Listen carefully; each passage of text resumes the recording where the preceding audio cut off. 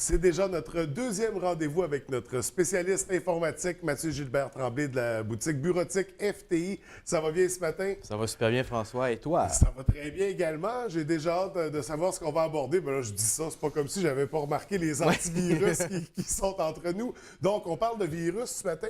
Bien, on va parler de sécurité informatique. OK. Mais comme tu sais, la sécurité informatique est un domaine excessivement vaste. Oui, oui. Donc, c'est certain qu'on ne va pas couvrir au complet la sécurité non, informatique non. aujourd'hui. On sera encore ici à 3 h après-midi. Mais on a d'autres chroniques à venir. On Oui. pourra explorer le sujet. Donc, on va parler de la sécurité informatique, mais spécifiquement des virus. Dans le Oui. fond. Je vais parler un petit peu, c'est quoi, comment un virus vient intervenir dans un problème de sécurité informatique. Puis, je vais parler aussi là, des moyens qu'on peut se donner pour améliorer ses chances de ne pas en attraper. Et là j'ai une première question, puis tu m'aimeras pas parce qu'elle n'est pas sur notre feuille. Je me souviens, à notre dernière rencontre, on parlait de l'histoire de l'informatique, d'où venait le bug informatique. Bug qui veut dire insecte en anglais, donc c'était vraiment une coquerelle ou une blatte, si je me souviens bien, qui avait fusionné sur un des... Est-ce que le terme virus, on l'a développé à partir du bug informatique pour garder un lien? Parce qu'il y a beaucoup d'appellations qui se réfèrent aux insectes. Tu sais, c'est la toile, c'est le web. Est-ce que ça vient tout de là, de ce bug-là? Non, mais en fait, virus, je pense qu'ils ont plutôt opté pour le côté maladie de la chose. Okay. Donc, ton ordinateur est supposé fonctionner d'une manière. Il y a un virus dessus qui se répand, qui est un peu comme la grippe, qui peut être contagieuse. C'est ça, parce qu'il va réagir comme un virus sur notre corps. Mais ça fait quand même 45 ans bientôt que le premier virus a été découvert, qui s'appelait Creeper à ce moment-là. Puis c'était tout banal, c'était un virus que quand tu te connectais sur un terminal, ça marquait « Ah, tu as un virus ». C'est ça, mais ça fait à peu près 45 ans. C'est un joyeux coquin qui avait créé le premier jeu. Comme on va voir, ça va beaucoup évoluer. Ça a beaucoup évolué. Donc, on va discuter de tout ça. Première affaire qui me vient en tête, puis là, je te dis ça pour mes amis, parce que moi, personnellement, mais on dit que les virus informatiques, il y a une rumeur qui dit que quand on visite certains sites informatiques, certains sites Internet plus coquins, plus audacieux, c'est plus propice à attraper des virus. Est-ce que c'est vrai? Ben, en fait, ça, c'est le mythe numéro un qu'on entend en atelier. Les gens, quand ils viennent nous porter des ordinateurs, sont paranoïaques. Ils disent hey, « moi, je ne vais pas sur des sites à caractère exotique. » Vraiment, vraiment pas. Mais c'est un mythe, en fait. Parce que de nos jours, probablement, les sites Internet quasiment les plus sécuritaires qu'il peut y avoir, c'est les sites pornographiques. Puisqu'ils sont les sites les plus visités. Ben, pas nécessairement, mais en fait, c'est parce que les gens payent pour aller là. Donc, du coup, toi, est-ce que tu aurais le goût de retourner dans un restaurant si, en mettant les pieds dedans, il y a des rats partout qui sauvent à terre? Bon, fait qu'ils ont compris ça. Donc, ils ont intérêt à ce que ce soit super clean, super propre, parce que les gens leur donnent des revenus à tous les mois pour aller sur ces sites-là, finalement. Puis, au contraire, c'est justement sur les sites les plus populaires, comme par exemple Facebook, que vont se retrouver la plupart des virus. Puis l'explication est très, très simple. C'est que la game, elle se passe là. OK? Juste pour une idée, d'après toi, combien d'utilisateurs actifs il y a sur Facebook, d'après toi? Puis en tenant compte qu'il y a des doubles et triples Je te parle d'utilisateurs actifs, pas des... Actuellement, dans le monde, j'ai envie de dire qu'il y en a autant qu'il y a d'humains, on va dire 7 milliards. Non, peut-être pas autant, mais il y a 1,71 milliard de comptes Facebook actifs. Ça fait un énorme bassin de population. Imagine, par exemple, qu'une attaque informatique ne fasse que cibler 0,001 des gens. Ce qui est déjà énorme. Ben, on tombe à quand même 1,5 million de personnes. C'est complètement fou. Puis, il y a Facebook, il y a aussi les courriels. Une autre question pour toi. D'après toi, les courriels de spam, les courriels qu'on envoie à la corbeille, qu'on ne soucie pas, d'après toi, combien il y en a, mettons, par mois qui circulent sur Internet? Par mois, ben là, de nombreux. Juste moi, j'en reçois des tonnes. On a nos coordonnées sont sur Internet.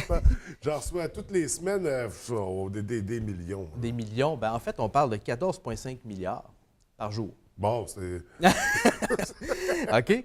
Donc, à 14,5 milliards de courriels par jour, plus Facebook à 1,71 milliard d'utilisateurs, on a vraiment tous les ingrédients pour que vraiment tout le monde se ramasse au même endroit puis qu'il y ait vraiment des virus qui se propage. Qui se propage, c'est ça, exactement. Fait que c'est la peste présentement sur Internet. C'est une bonne analogie, Tant qu'on se protège, du moins, les risques sont quand même assez limités. Oui.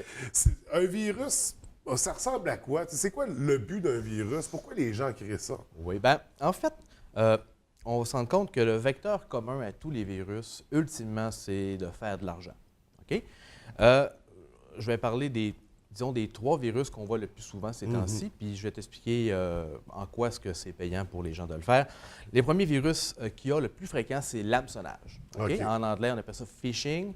Donc, c'est le fameux courriel qu'on reçoit de la banque TD qui dit « Caroline, ton compte, il y a un problème avec ça. Clique ici, ça nous amène vers une page qui est une copie conforme de notre institution financière. » Tu rentres tes données pour te connecter. On a des informations de données, puis là, bon, ça dit « Ah, il y a une erreur, essaye plus tard, mais ton information de carte, ton mot de passe, puis des fois, il y en a qui poussent l'audace jusqu'à demander ton numéro d'assurance sociale, tes adresses, bien, c'est déjà dans les mains d'une personne. À ce moment-là, elle est capable d'émettre des cartes de crédit en ton nom, de faire des fraudes. Donc, le but ici, c'est vraiment de voler tes renseignements personnels, puis soit de les utiliser directement ou de les revendre à des gens. OK? Donc, ça, c'est l'hameçonnage. Je vous fais une petite parenthèse par rapport à ça. Jamais, on le répète jamais assez, mais jamais une institution financière, une compagnie de télécommunications va communiquer par courriel avec vous. Derry Télécom n'enverra pas un courriel pour dire vous avez un problème dans votre compte. Au même titre que la Caisse, les banques ne font jamais le faire. Fait que si vous recevez un courriel avec ça, inquiétez-vous pas, si vous leur devez de l'argent, ils vont trouver le moyen de vous communiquer avec vous autrement que par courriel. Ça, je peux vous garantir. Puis on a l'impression qu'il n'y a plus personne qui se fait avoir avec ça, mais c'est encore des nombreux cas qui tombent, qui se font piéger par ce type d'argent. En fait, c'est la force du nombre. Hein? Parce que concrètement, si maintenant il y a une personne sur 1 million qui se fait piéger, bien, ça a l'air de rien, mais au nombre de courriels qu'il envoie par jour, c'est des millions de dollars de revenus potentiels à tous les jours. Donc ça, c'était pour l'hameçonnage. Le deuxième qu'on voit très, très, très souvent, c'est on appelle le rançon logiciel. Okay? Donc, rançon logiciel. Celui-là est particulièrement vicieux. Okay? Parce qu'en réalité, qu'est-ce que ça se trouve à faire? C'est que c'est un virus qui va compromettre ton ordinateur. Puis là, on en voit de toutes les couleurs. Celui qu'on voit le plus fréquemment, c'est les fameux virus d'encryption. Autrement dit, ils vont encrypter toutes vos données, les photos, les documents textes, les tableurs, tout ça. Ils vont tout encrypter ça avec une clé qui est, je viens de mentionner, complètement indéchiffrable. Si quelqu'un a le moyen de le faire de nos jours, de le déchiffrer, félicitations, prix Nobel de mathématiques. Donc, c'est indéchiffrable. Puis, ils vont vous demander, bon, ben garde, fais-nous un versement bancaire de 500 $ américains, puis on va décrypter tes fichiers, puis tu as 24 heures, sinon c'est 1000, sinon c'est 2000, sinon c'est 4000, puis ça double, ainsi de suite, comme ça. Ça, c'est très difficile à gérer avec ça. Habituellement, les gens, quand ils ont ces virus-là, il n'y a pas grand-chose qu'on peut faire. Ou bien on met une croix sur nos affaires où on paye le gros montant. Oui, c'est ça, effectivement. Puis encore là, payer le montant, ça ne nous garantit pas que le pirate derrière le virus va nous laisser tranquille après. Là. Moi, ce que j'ai vu, c'est que ça fonctionne. Sauf que qu'est-ce qu'il ne dit pas, c'est qu'il se remet une porte de sortie. Il te désinfecte, mais il se remet la possibilité de te verrouiller tes fichiers. Donc, 2-3 mois après, tu l'entends parler, puis là, c'est plus 2000, c'est rendu 5 ou 10 000. C'est complètement fou. L'autre version qu'on peut voir des fois, les gens vont se faire contacter par Facebook par une jolie demoiselle. La jolie demoiselle. Qui a juste 30 amis, qui sont tous des vieux monsieur. Oui, c'est ça, exactement.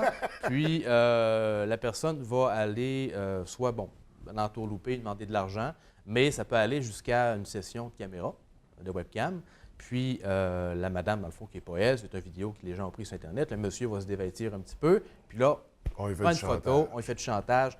Fais-moi un versement de X montant, sinon, j'envoie ça à ta femme, j'envoie ça à tous tes contacts. Ça se passe sur Facebook, hein? C'est ça, exactement. Fait que ça, c'est particulièrement dangereux. Puis, le troisième type de virus qui existe, c'est ce qu'on appelle les botnets. Okay? Ça, je te dirais que dans une certaine mesure, c'est les moins offensifs pour monsieur, madame, tout le monde. Parce que ce virus-là vise à compromettre ton ordinateur, mais pas pour te faire de la chenoute à toi. Il faut qu'il soit le plus transparent possible. Ça, c'est des pirates informatiques. Qu'est-ce qu'ils vont faire? C'est qu'ils vont infecter 125, 150, 200 000 ordinateurs. Puis là, ils vont appeler, par exemple, CNN. Puis ils vont dire, bon, moi, j'ai 200 000 ordinateurs.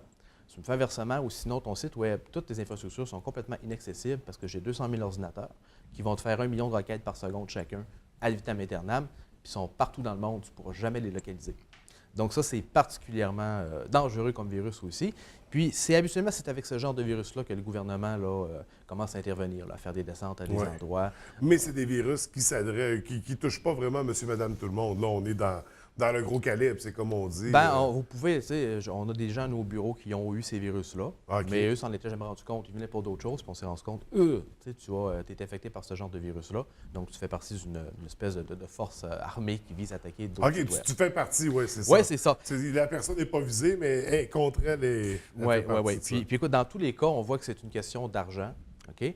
Juste pour te donner une idée, une statistique que j'ai trouvée qui est quand même intéressante, juste le spam, donc juste les courriels, les pourriels qu'on appelle en bon français, juste en perte de temps, on ne parle pas en dégâts occasionnés juste en perte de temps, on estime que c'est 20,5 milliards de dollars de dommages qu'il y a. Juste les courriels frauduleux ou les puis juste vraiment en perte de temps, là, juste trier ça, puis qu'est-ce qui est bon, qu'est-ce qui n'est pas bon.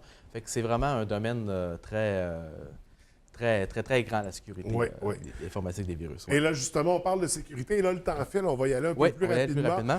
Parce qu'il faut se protéger contre les virus. On ne veut pas en attraper. Ça peut nous coûter éventuellement très cher. Qu'est-ce qu'on suggère aux gens? Bien, on suggère aux gens, en fait, il y a 3 facteurs en sécurité. Il y a la sécurité matérielle, la sécurité logicielle et la sécurité humaine. Donc, première des choses, sécurité humaine, on suggère aux gens, s'ils ne sont pas à l'aise de faire quelque chose en informatique, de ne pas s'y risquer. Au même titre qu'avec un véhicule automobile, si on n'a pas notre permis et on n'est pas à l'aise de conduire avec un véhicule automobile, bien, on ne prend pas le volant. OK? Première des choses. Le côté matériel, c'est d'avoir un ordinateur qui est relativement récent puis de se donner des chances. Je dirais que le côté matériel s'applique plus aux entreprises un petit peu. Okay. Puis, en définitive, ce qui est important, pour se donner une bonne chance, c'est vraiment avoir un bon logiciel antivirus. OK? Ça nous donne une bonne chance. Là, j'ouvre une parenthèse, un bon logiciel antivirus va vous donner une longueur d'avance, mais ne va assurément pas vous rendre invincible. Moi, je m'amuse à comparer les antivirus un peu comme des pneus d'hiver sur un véhicule. On peut avoir des accidents. On peut avoir des accidents quand même. C'est sûr, si tu prends le véhicule en état d'ébriété, tu conduis en sens inverse la nuit avec les phares fermés, tu vas pogner de l'eau. OK? Mais si tu fais attention, tu as des bonnes habitudes de conduite, ça va peut-être te donner la chance de freiner un petit peu avant de rentrer derrière de l'autre véhicule. Aujourd'hui, ce que j'ai apporté, c'est Node 32. OK? Node 32, qui est un excellent antivirus, selon une étude qui a été faite en 2015 par le site Clubic, qui est comme une référence en informatique. C'est le 2e meilleur au monde. Bon, le premier, je ne l'ai pas, c'est parce qu'il ne se vend pas en Amérique du Nord. OK. Donc, celui-là est à la fois très, très, très léger, très simple d'utilisation aussi. OK? Puis, il est décliné en trois versions. J'ai vraiment la version de base qui est pour un ordinateur pour 1 an. OK? Qui est à 39 $. J'ai la version aussi qui est pour un ordinateur, mais cette fois-là pour 2 ans, qui est à 59 $. Fait qu'on vient faire une belle économie quand même de quasiment 20 $. Puis j'ai aussi la version qui est faite pour 3 ordinateurs pour 1 an. Donc les gens à la maison qui ont souvent, c'est ça. C'est ça, 2-3 ordinateurs. C'est vraiment le meilleur pic au niveau de... Meilleure qualité-prix avec le meilleur antivirus accessible en Amérique du Nord. On entend beaucoup parler de gratuité au niveau des antivirus. Les gens installent ça dans leurs ordinateurs. Est-ce que c'est contre-indiqué? Comment tu vois ça? C'est mieux que rien, en partant, ça c'est certain. Cela étant dit, la plupart des fabricants qui font des antivirus gratuits ont aussi une version payante. Alors du coup, j'ai la misère à concevoir qu'une version gratuite soit aussi performante qu'une version payante, sinon ils ne vendraient pas une version payante. Ou des fois, ça peut arriver que la version payante elle soit bien, sauf qu'à toutes les 15 minutes, tu as une publicité qui s'affiche pour te dire achète-moi la version gratuite. Fait que les gens viennent hériter dans ce temps-là. Fait que globalement, ce n'est pas quelque chose qu'on conseille. Il coûte à 30 $ par année. C'est quelques sous par jour seulement pour améliorer notre sort. C'est quand même un petit investissement. C'est pour se protéger notre ordinateur, protéger nos informations personnelles. Il ne faut pas prendre ça à la légère. Donc, on suggère vraiment d'y aller avec des versions comme celle-là. Et ça, en fait, on a la meilleure. C'est elle que ça prend dans nos ordinateurs. Absolument. Et justement, vous avez une promotion actuellement. Oui, en fait, d'ici la prochaine chronique, donc d'ici 2 semaines, les gens qui vont se présenter en magasin en nous disant hey, « Écoute, j'ai vu la chronique informatique de Mathieu à TVDL puis qui vont nous acheter un antivirus, ils nous apportent leur ordinateur avec eux. Puis on va leur installer gratuitement. OK? C'est quand même un cadeau. Normalement, l'installation, c'est à peu près 15-20 $. Fait qu'on va leur installer gratuitement. Donc, vous partez, vous êtes protégés. Pas de risque de se tromper, pas de risque d'installer ça tout croche. C'est nous qui s'occupons de l'installation. Puis c'est vrai là, que ce soit, si Si vous êtes assez fort, m'apporter 3 ordinateurs, on va l'installer, votre version 3 PC. Sur 3 ordinateurs, il n'y a ça aucun... peut être 3 portables. Oui, ça peut être 3 portables. Une chance, oui. On le souhaite. Oui. Donc, super promotion. Donc, si dans le prochain mois, les 2 prochaines semaines, oui. on se procure un de ces antivirus, on aura l'installation gratuite fournie avec ça. Une très belle promotion. Mathieu, est-ce qu'on avait quelque chose à dire en terminant? Oui, bien en terminant, on a parlé beaucoup des virus. La sécurité informatique, bien sûr, c'est un domaine qui est beaucoup plus large. Puis on n'a pas parlé de volet pour les entreprises. Okay? Pourtant, au bureau chez Bureautique FTI, on est vraiment spécialisé dans la solution, des solutions de sécurité pour les monsieur, madame, tout le monde, mais aussi pour les entreprises. Donc, j'invite vraiment les gens qui ont des entreprises à me contacter moi directement. On va se planifier une petite rencontre. Je vais aller vous visiter directement dans vos locaux. Ça va nous faire plaisir de faire une analyse de votre situation actuelle puis de faire des recommandations pour améliorer votre sécurité. Donc, parce qu'on dit souvent qu'une chaîne est aussi forte que son maillon le plus faible. Donc, en entreprise, c'est important que l'uniformité soit là, que tout le monde soit bien sécurisé. Puis, on n'a même pas encore parlé des backups et des copies de sécurité, mais ça sera peut-être le sujet d'une prochaine chronique. Donc, ça sera à surveiller. Mathieu, merci beaucoup. Je te souhaite une très belle journée, puis on invite les gens à aller te voir directement à Bureautique FTI. Absolument. Et à profiter de la superbe promotion. Je te souhaite une très belle journée. Merci. Merci.